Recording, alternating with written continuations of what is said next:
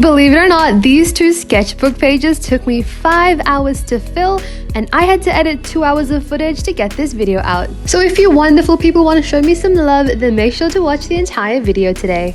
Anyways, hi, hello, welcome back to my channel. It's Sparkle here, and in today's video, we are going to be filling in an entire sketchbook spread. You heard me right, not just 1 page, but 2 full pages with fan art for the new Spider-Verse movie that came out. Okay, well, from my perspective, when I recorded this video and made all these drawings, you know, the film had just came out, but at this point it's been about a month. Anyways, let's not talk about my skills when it comes to procrastination, and let's talk a bit more about this page. But you know what, legends are forever, and this movie was no less than legendary, so obviously it's gonna be a legend forever, so it's never too late to make some fan art. Also, for anyone who just hasn't watched the movie or just doesn't really care about it, that's okay as well. This video is going to be like a little bit of me talking about the film and stuff like that, but also just, you know, a fun kind of drawing session where it's just gonna be mainly chatting about random things.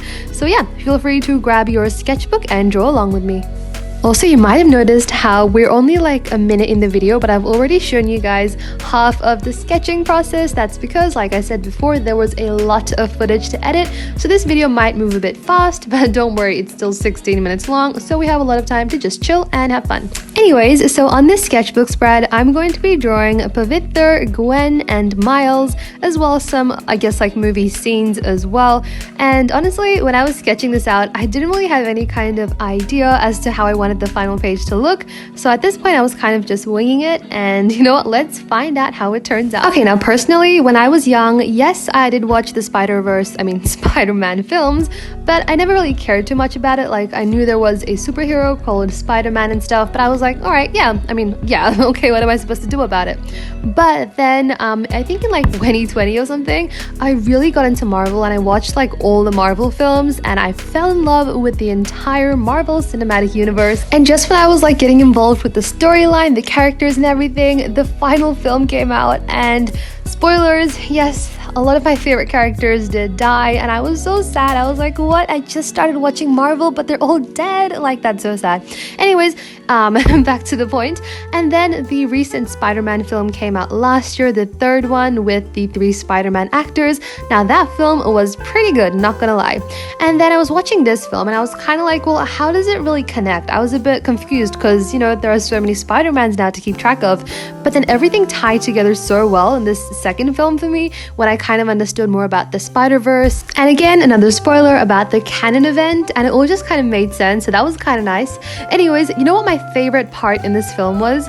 Okay, that's hard to pick. There were a lot of good scenes, but I think my favorite scene was the one where Miles was trying to escape the, I guess you could call them Spider-Men or like Spider-People.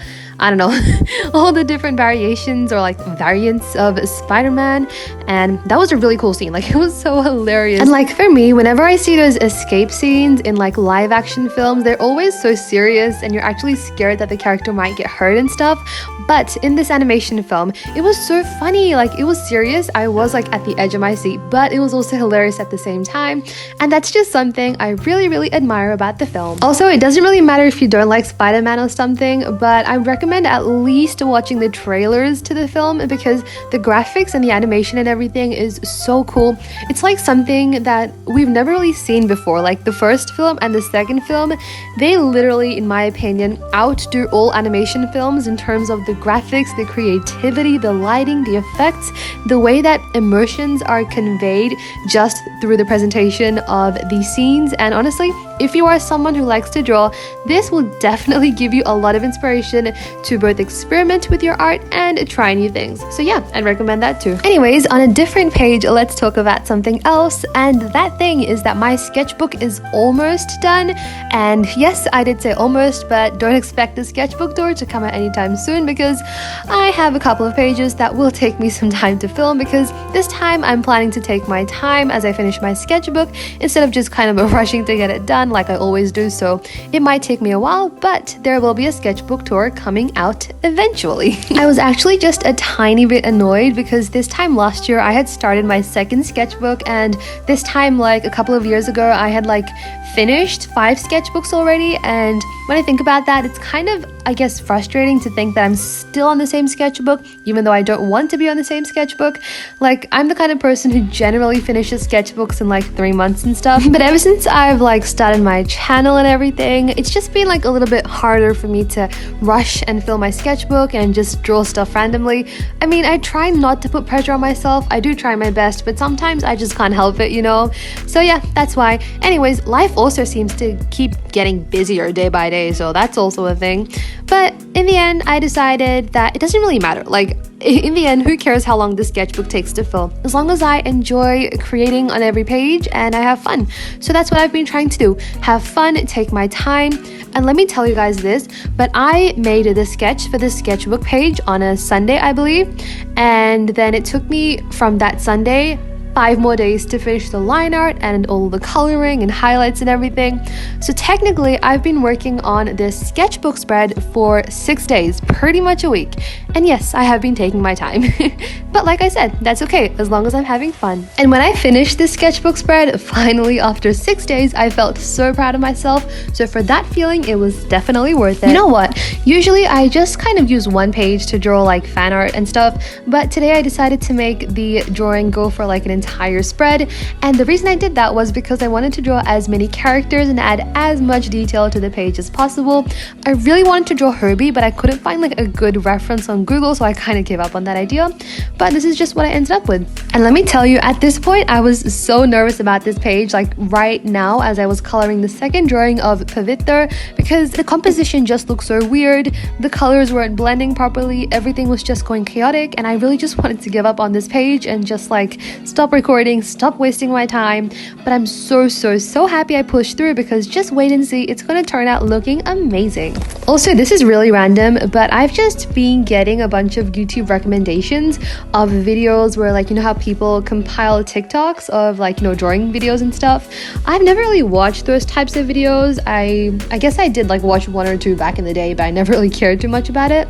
Anyways, I did watch one video, and there was a lot of Spider-Verse drawings in that video as well, and that really got me inspired to spend more time on how I shaded, as you can see me doing very slowly and patiently right now. And it also got me kind of inspired to try and draw some more dynamic poses, so I did do that twice in this illustration. Well, technically 3 times, I'd say. So we have the 2 drawings at the top left corner of the page with those really dynamic jumping kind of poses, and at the very bottom we have this little scene of Miles and Gwen, and here I was trying to, you know, kind of draw them sitting upside down and everything, but I didn't really turn my book upside down when I was doing the sketch or the line art, so let's try and not look at it upside down and just kind of pretend it just makes sense, if you know what I mean. Also, this is really random, but I'd say my favorite art supply recommendation, and I tell a lot of people to buy this whenever they ask me, is a white gel pen, specifically the Jelly Roll gel pen. This gel pen works so well for me when I'm using markers, and I just love it a lot. And honestly, whether you're someone who uses watercolors or I don't know, markers or whatever, white gel pens will save the day and save your drawing. Also, do you like these nails? Because I love them. Also, I've got some red clothes on and we're ready to get into the zone and start coloring again. And like I said, I did record this drawing over a span of a couple of days. That's why there are some random changes in the color of my sleeve and my nails as well. It's actually so funny. I think my review video for the Hoo Color skin tone markers, I kind of mentioned in that video that it took me like a month to record the actual drawing and unboxing and everything, and that's why my nail polish changes in like every clip and my sleeve color changes in every clip. And I think someone commented below saying the whole time they were just like looking at my nails and how they changed with every clip. That's funny.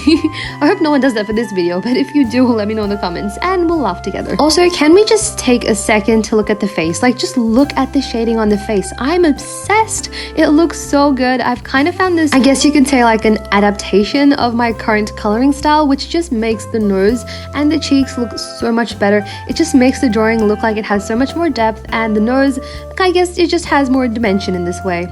and I just love it a lot. I hope I can kind of be consistent with how I color as well, but I guess we'll find out. You know how I mentioned before about like the composition of this page and how I was kind of worried about the composition and everything?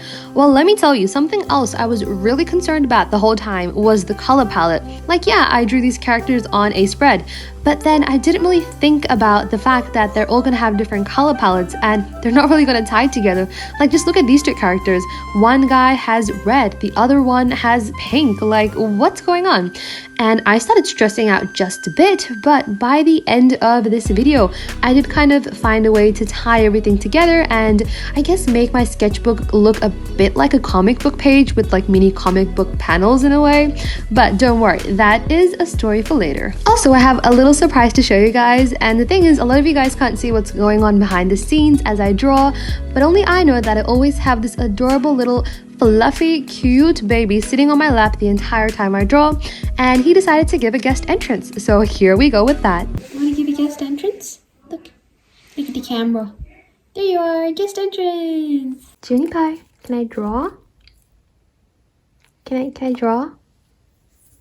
Will you let me draw? Junie, what are you doing? You want to say hi to the world? You can say hi to the world. That's his head. Alright, let me get back to drawing.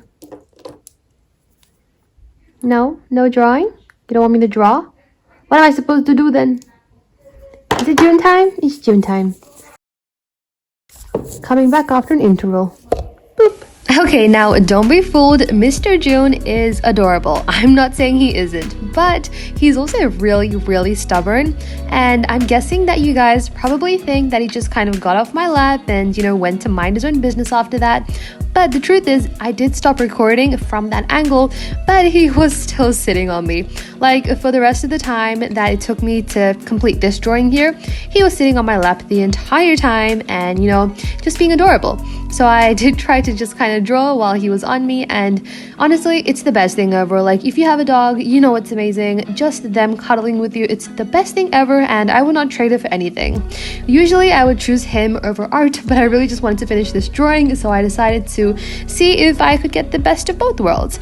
And it's not just this, but even when I'm like doing maths homework or something, he just sits on me. Like the other day, I recorded like the time-lapse video of him sitting on me for 1 hour while I did my homework without going anywhere. Like, I am the biggest animal lover, and I still cannot understand what we humans did to deserve this much love from dogs and cats and other animals. Like it is truly a gift. It is the biggest gift we could ever get, and there's nothing in the world I would trade that for. And now I have a random question to ask you guys, and this question is targeted specifically towards all you guys who use markers like me, and I mean alcohol-based markers, not really water-based markers, because I'm pretty sure you guys can relate to how alcohol-based markers do seem to, you know, pass through paper and kind of ghost on the other side of the page. If the paper is thick or if the paper is thin, they just seem to quite literally bleed through the page onto the rest of the sketchbook. And now my question for you guys is, wouldn't it be so great if there was a sketchbook where the paper is designed in a special way that kind of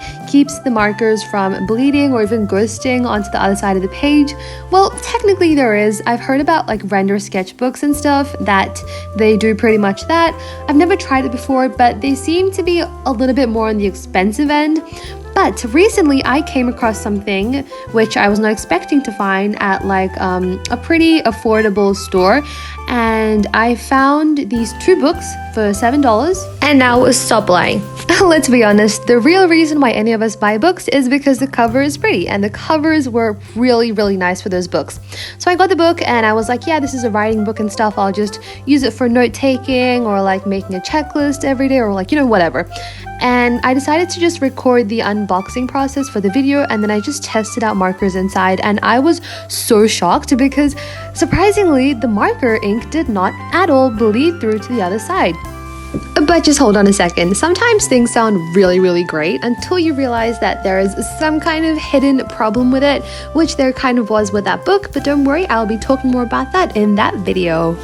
Anyways, for you guys, nothing has happened, but for me, I just went and got a haircut and came back, and now I pretty much look a little bit like my profile picture in terms of the hairstyle, which is kind of funny to me, but anyways. And by the way, the brush pen that I'm using here is one that I got 2.5 years ago, and it still works. I think it was like $3 or something at Daiso, because Daiso is one of my favorite stationery stores, and I still can't believe that it's still working, and working quite well as well. Oh, by the way, when I was coloring Miles' skin, believe it or not, I only used 3 markers. It was just the purple, yellow, and the brown, but it turned out looking so good. And like with my other drawings, I use about, I don't know, like 5 markers when it comes to coloring the skin. One for the skin, one for the blush, one for the shadows, the extra purple and stuff. But for him, I used 3 markers and it looks outstanding.